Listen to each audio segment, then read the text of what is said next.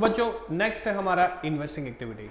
Investing activity का मतलब investment. बच्चों हम आज प्रैक्टिकल लाइफ में आप सोचो कि आप कोई भी इन्वेस्टमेंट करते हो कि नहीं करते? इन्वेस्टमेंट करते हो। क्या कहाँ पे इन्वेस्टमेंट करते हैं? आपके फादर शेयर्स में, या फिर लैंड में, या फिर बिल्डिंग में, या फिर कोई प्लांट खरीदते हैं, या फिर आपके बिजनेस में मशीनरी लेते हैं, तो लॉजिकली वो इन्वेस्टमेंट करते हैं। क्या करते हैं? इन्वेस्टमेंट। अगर आपने रिलायंस कंपनी में इन्वेस्टमेंट किया लॉजिकली तो इन्वेस्टमेंट इन शेयर्स हुआ।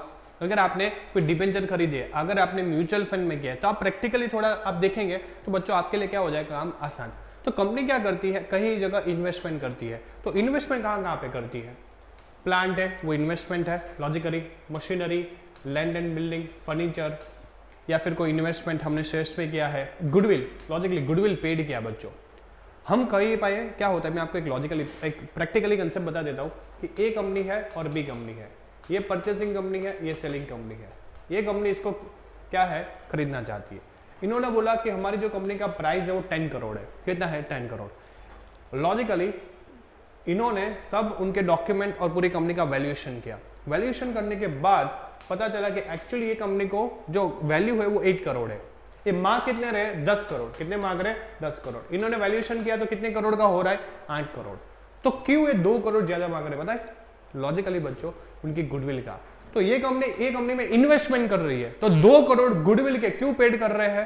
क्योंकि उनकी रेपुटेशन है, ये इसके कस्टमर डायरेक्टली इसको मिलने वाले हैं, पहले दिन से इसकी क्या है कमाई होने वाली है। तो कई बार क्या होता है कि गुडविल पेड आपकी इन्वेस्टमेंट कर रहे हैं। आप क्यों ज्यादा गुडविल पे करते हो? इन्वेस्टमेंट करने के लिए। आप रिलायंस में या फिर कोई लोकल कंपनी में इन्वेस्टमेंट करो तो लॉजिकली बच्चों फर्क है कि नहीं है? फर्क है। तो लॉजिकली वो गुडविल पेड क्या होता है? हमारा इन्वेस्टमेंट एक्टिविटी होता है। अगर आप कहीं पे इन्वेस्टमेंट करिए, डिबेंचर में कीजिए, एफडी में कीजिए, म्यूचुअल फंड में या फिर शेयर्स में, तो उस पर आपको क्या मिलेगा बच्चों? इंटरेस्ट एंड डिविडेंड रिसीव्ड होगा। क्या होगा? रिसीव्ड होगा। तो बच्चों आप कट थ्रू याद रखिए माइंड में क्या कि इन्वेस्टमेंट आप किस में करेंगे? लैंड में, बिल्डिंग में, प्लांट में, फर्नीचर में, या फिर कोई शेयर्स में इन्वेस्टमेंट करेंगे, या फिर आप कई बार कोई कंपनी की रेप्यूटेड कंपनी को खरीद करते हो तो आप उनकी अमाउंट ज्यादा पे करते हो, तो गुडविल पेड, तो आप इन्वेस्टमेंट के लिए गुडविल का पैसा क्या है? ज्यादा देना पड़ता है, वो भी आपका इन्वेस्टमेंट हुआ। इंटरेस्ट और डिविडेंड रिसीव्ड, ये आपके कीवर्ड्स आपके माइंड में होने चाहिए। तो बच्चों याद कर लीजिए ये सारे वर्ड्स। ये सारे वर्ड्स आए तो आपके दिमाग में कौन सी एक्टिविटी होनी चाहिए? इन्वेस्टिंग एक्टिविटी होनी चाहिए। कौन सी होनी चाहिए? Investing activity. अब बच्चों इन्वेस्टिंग एक्टिविटी में इनफ्लो का मतलब पैसा आना और आउटफ्लो का मतलब पैसा जाना। बहुत ईजी है बच्चों, यहाँ पे ध्यान रखो। Sale of land and building, अगर आप लैंड एंड बिल्डिंग बेचते हो तो बच्चों क्या आता है? पैसा आता है। तो लॉजिकली आपके लिए क्या हो जाएगा? इनफ्लो हो जाएगा। ऐसे ही फर्नीचर सेल करते हो, प्लांट एंड मशीनरी सेल करते हो, इन्वेस्टमेंट सेल करते हो, इंटरेस्ट और डिविडेंड रिसीव्ड होता है, तो लॉजिकली बच्चों ये कैश इनफ्लो हो जाएगा। क्या हो जाएगा? Cash inflow. तो आपको याद रखना है कि सारी चीज अगर मैं सेल कर रहा हूं, क्या कर रहा हूं? सेल, तो मेरे जब में कैश आने वाला है इसलिए वो क्या होगा? Cash inflow. लेकिन ये सारी चीज मैं परचेस कर रहा हूं फर्स्ट टाइम, तो मेरे लिए क्या होगा?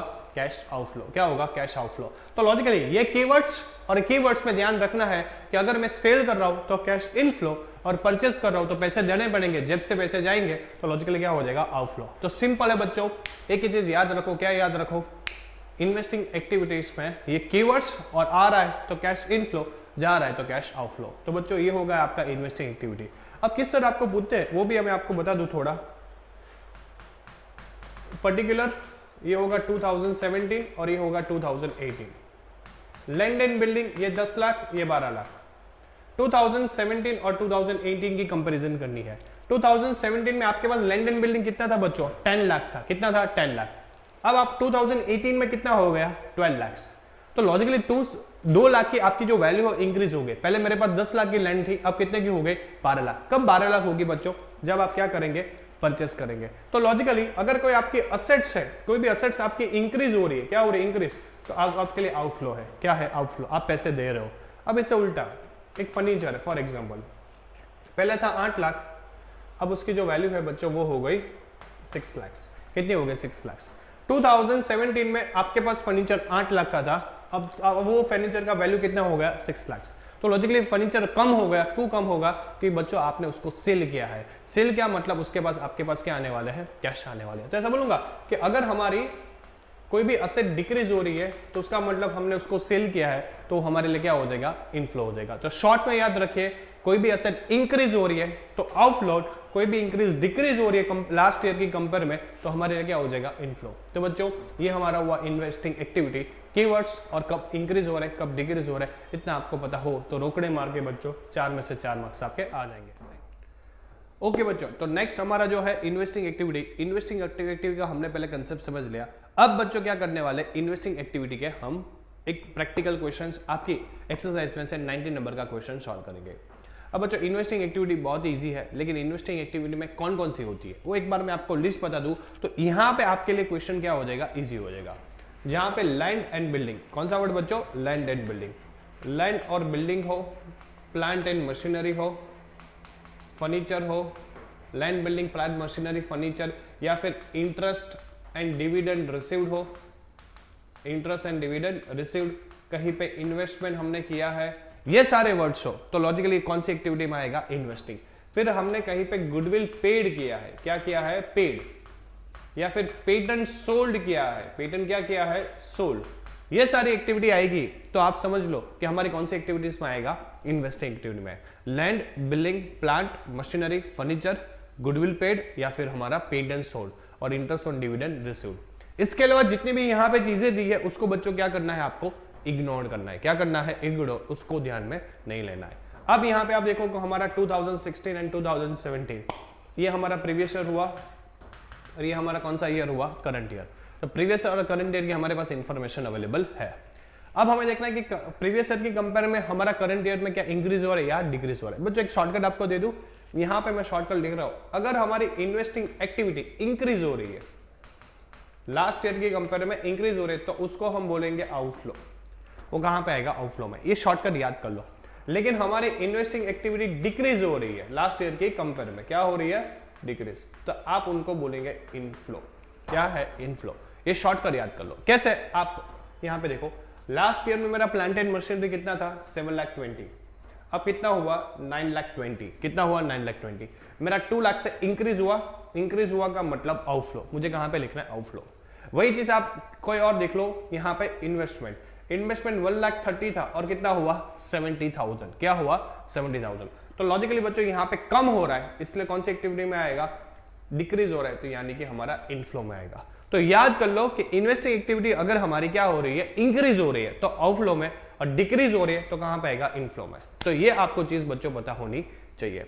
तो बच्चों हम क्वेश्चन स्टार्ट करते हैं, लेकिन क्वेश्चन स्टार्ट करने से पहले हमें देखना पड़ेगा कि इसमें से कौन सी एक्टिविटी में इन्वेस्टिंग में लेना है, जो नहीं लेना है वो हम क्रॉस कर देंगे। पहले देखो प्लांट एंड मशीनरी, यस ये हमारा इन्वेस्टिंग एक्टिविटी में होता है। नेक्स्ट डिप्रिसिएशन, ये बच्चों हमारा होता नहीं है, डिप्रिसिएशन ऑपरेटिंग का पार्ट है।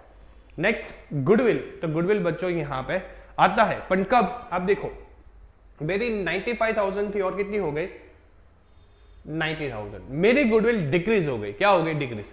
अगर बच्चों गुडविल इंक्रीज हो रही है तो ही इन्वेस्टिंग एक्टिविटी का पार्ट है, यहां पे कम हो रही है आपकी जो गुडविल है वो डिक्रीज हो रही है, उसका मतलब यहां पे आपको नहीं लेना है। तो लॉजिकली मैं यहां पे गुडविल डिक्रीज हो रही है, रिटर्न ऑफ हो रही है, तो उसको मैं ध्यान में नहीं लूंगा।